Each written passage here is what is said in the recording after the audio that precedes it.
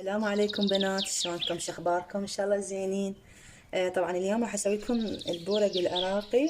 اللي راح نحتاجه كوبين طحين، طبعا هذا كوب وهذا كوب، واربع ملاعق نشا كبار، وبيضتين، ورشة ملح، واربع اكواب مي.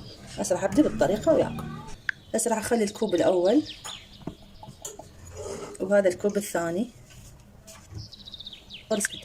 واربع ملاعق نشا وبيضتين وملح.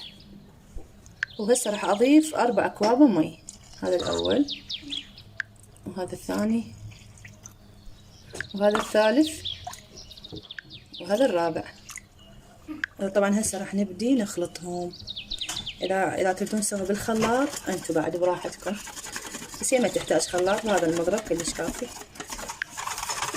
هسه كملت الخلط مالتها بنات، هيك قوامها يصير. انتوا اذا تردوها شويه اثخن ضيفوا لها طحين، اذا صارت عندكم ثخينه ضيفوا لها مي، بس هذا القوام هو كله. طبعا هسه راح اشتغل على الطباخ. يعني هاي الطاوه مخليه شويه بيها زيت، شويه هون هيك، يعني مجرد مسحه، وهسه راح ابدا اشتغلها هسه بهاي الطريقه. يعني شلون مثل شغله البانكيك. هسه راح نعوفها، نغطيها شويه لحد ما هي تبدي تشلع وحدها. هسه بنات عشان شكلها تقوم تشلع وحدها. هسه هاي عندنا استوت، نشيلها ونسوي وحده ثانيه. وبنات نفس الحاله تضيفون شوي من الزيت، مجرد قطرات بس، مجرد مسح. ونسوي الثانيه. طبعا جدا سهله بنات، جدا سهله طريقتها. هاي الطريقه هي، ونعوفها شوي من الطبخه ونبتعد. بنات هسه بعد ما كملتها باعوا شكلها تصير بهاي هيك يعني مترفه. هسه راح نبدا الطريقه مالتها باللف. طبعا عندي الحشوه هنا صدر دجاج، هاي صدر دجاج، وعندي هذا لحم يعني كله جاهز، وعندي الجبن. هسه نبدا بالطريقه.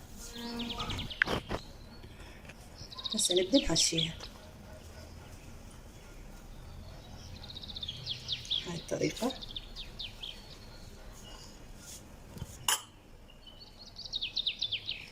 تقدرون تضيفون اياها جبن، طبعا الجبن اختياري، متوفر عندكم خلوه، ما متوفر غلسوا. بنات اذا تحبون جربوها كلش طيبه. واذا تحبون تسوون عجينه البورق يعني القرص مالتها اصغر، بعد انتم بكيفكم كل من ذوقها. راح اترككم ويا الفيديو، راح احكيكم قصه حقيقيه يعني صايره، ما صار لها فتره من صارت. ان شاء الله ماتين يعني تستمتعون وياي. طبعا هي قصه شابه توفت بسبب ظلم عمتها وزوجها. ليش؟ شنو السبب؟ لان ما تخلف. اكو شابة مظلومة، وهاي قصة طبعا حقيقية قلت لكم. هاي البنية حبها ولد وتزوجوا على سنة الله ورسوله، وما رزقهم رب العالمين بالذرية، فشدت وياها عمتها وصارت إلها ظالمة، بزعتها بحيث من روحها: انتي متخلفين، ابني يريد ذرية، ابني يريد خلفة. من هالحكي اللي يغث، حسبالك كأنه البنية تقدر تحبل ومانعة روحها من هالشي، يعني هو رزق رب العالمين. المهم لحوا على البنية إلا تسوين عملية مال المبايض، تفقيس المبايض. فسوت العملية طبعا من شدة الضغط والضغط العاطفي والهاي والضغط النفسي والضغط الحكي، وتعرفون هاي السوالف، وضغط الاتهامات. فهاي العملية ما نجحت. وفوق كل هذا خطية، يعني البنية انصابت بداء الذئب الحمراري، اسم الله يبعدكم ان شاء الله، تسمعون العافية. طبعا انصابت به بسبب الحالة النفسية، يعني منها عملية ومنها عدم سبب انجاب الانجاب، والعملية فشلت، وضغط الخلفة. وظلت عمتها تلح على ابنها الا تطلقها، تقول له بعد ما تفيدك، يعني حتى تهمتها مسوية سحر ومسوية كذا، من هالسوالف التعبانة. تعرفون إذا واحد يتهم له بشر إيش قد يحكي عليه. وبعد ما يعني بعد ما هذا اللي يعني المرض اللي صار بيها، صار بجسمها خطية، فتزوج، فذبها يم أهلها، لا سأل عليها ولا شيء، ولا قلبها ولا أبد. وكانت هي يعني من النوع متعلقة بيه وتحبه، فطلقها وراح تزوج غيرها. فانصدمت، وهو خلف من ذيك من زوجته الجديدة. بس ملاحظة بنات، الطماطم تغسلونها وتنشفونها من المي، بهيج طريقة صفطوها، هيك قلبوا الطماطة. بهاي الطريقة راح تبقى الطماطم حافظة أكثر، يعني مدة طويلة بالثلاجة تبقى، فما عليه شي لا تنمرد ولا تصير يعني مكرمشة أو هاي من هالسوالف. المهم نرجع نكمل قصة هاي البنية المظلومة. فبعد ما سمعت زوجها يعني تزوج وهاي، يعني نطت هاي البنية وماتت، طبعا حقها.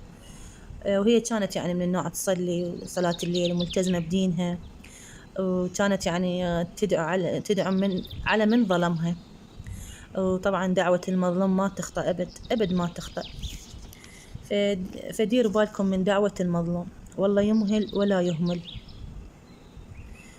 هو يعني ورب العالمين ترى بالمرصاد، وسيعلم الذين ظلموا، طبعا هاي البنية أو غيرها، أي منقلب سينقلبون.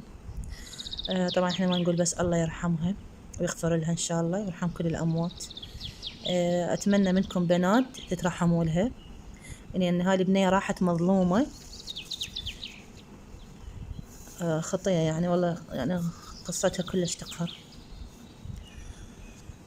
فالظلم، والله الظلم شي يعني أتعس شي هو الظلم. الظلم كلش يعني شي كلش صعب. إن شاء الله تترحموا لها من كل قلبكم. وإن شاء الله ألتقيكم من جديد، ومع ألف ألف سلامة.